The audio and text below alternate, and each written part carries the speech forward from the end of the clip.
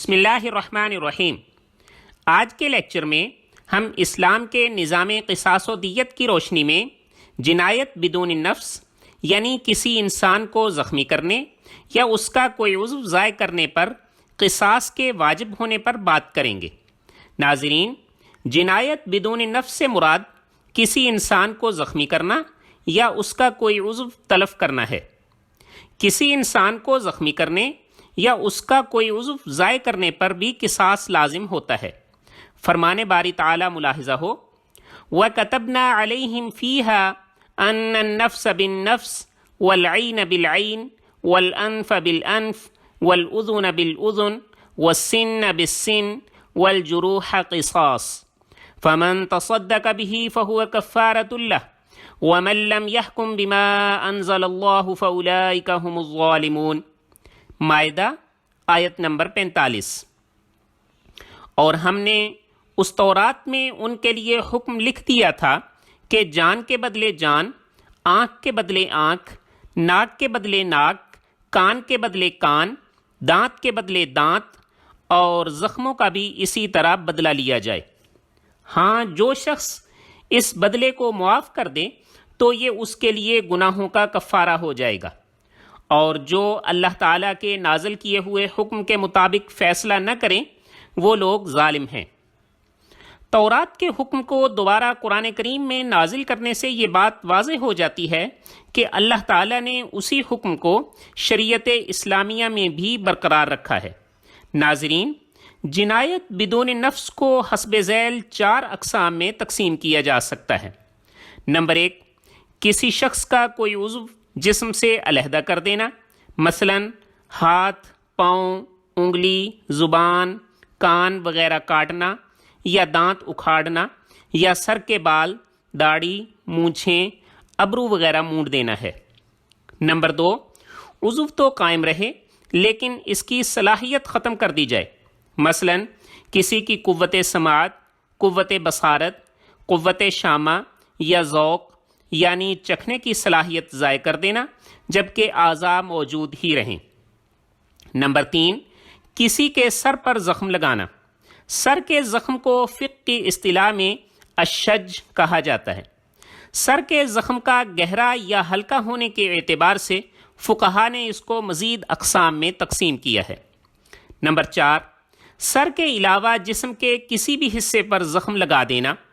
جس جسم کے زخموں میں سے پیٹ کے زخم کے لیے جائفہ کی اصطلاح استعمال ہوتی ہے۔ ناظرین، اب ہم جنایت بدون نفس کے حکم پر بات کرتے ہیں۔ جنایت کی نوعیت کے اعتبار سے جنایت بدون نفس کے مختلف احکام ہیں، جیسے نمبر 1، کچھ جنایات پر قصاص ہوتا ہے۔ نمبر 2، کچھ جنایات پر کامل دیت ہوتی ہے۔ نمبر 3، کچھ جنایات پر مقررہ تاوان ہوتا ہے۔ نمبر 4، کچھ جنایات پر غیر مقررہ تاوان ہوتا ہے۔ اب ہم جنایت بدون نفس کی اس قسم پر بات کریں گے جس پر قصاص لازم ہوتا ہے۔ ناظرین، جنایت بدون نفس یعنی کسی کا عضو کاٹنے یا زخمی کرنے پر وجوب قصاص کے لیے حسب ذیل شرائط ملحوظ رکھی جائیں گی۔ نمبر 1، عضو کو عمدن کاٹا یا زخمی کیا گیا ہو۔ نمبر 2، قتل پر قصاص کے وجوب کی تمام شرائط بدون نفس قصاص میں بھی ملحوظ رکھی جائیں گی جن کا ذکر گزشتہ لیکچر میں ہو چکا ہے۔ نمبر 3، قصاص صرف ان زخموں یا اس عضو کے ضائع کرنے پر ہوگا جس میں برابری ممکن ہے۔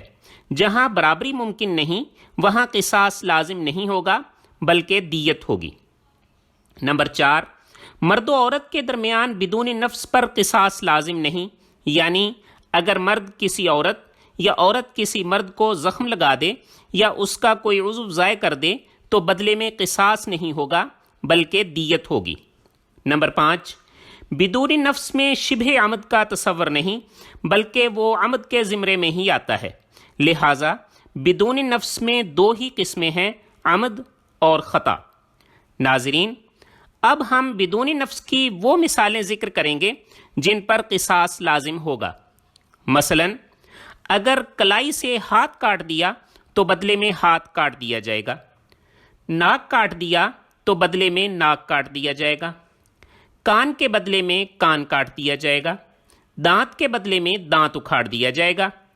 جسم پر کوئی بھی ایسا زخم جس کی برابری ممکن ہے، اس میں قصاص ہوگا، یعنی اتنا ہی زخم لگایا جائے گا۔ ناظرین، اب ہم بدون نفس کی وہ مثالیں ذکر کرتے ہیں جن پر قصاص لازم نہیں ہوگا۔ مثلا جسم کی کوئی بھی ہڈی توڑنے سے قصاص لازم نہیں ہوگا سوائے دانت کے۔ سر کے ایسے زخم میں قصاص نہیں ہوگا جس میں مماثلت یعنی برابری ممکن نہیں۔ اگر کسی کے پیٹ میں کوئی ایسا زخم لگایا جو ٹھیک ہو گیا تو اس کا بھی قصاص نہیں ہوگا۔ جسم کے کسی ایسے زخم میں قصاص نہیں ہوگا جس میں برابری ممکن نہیں۔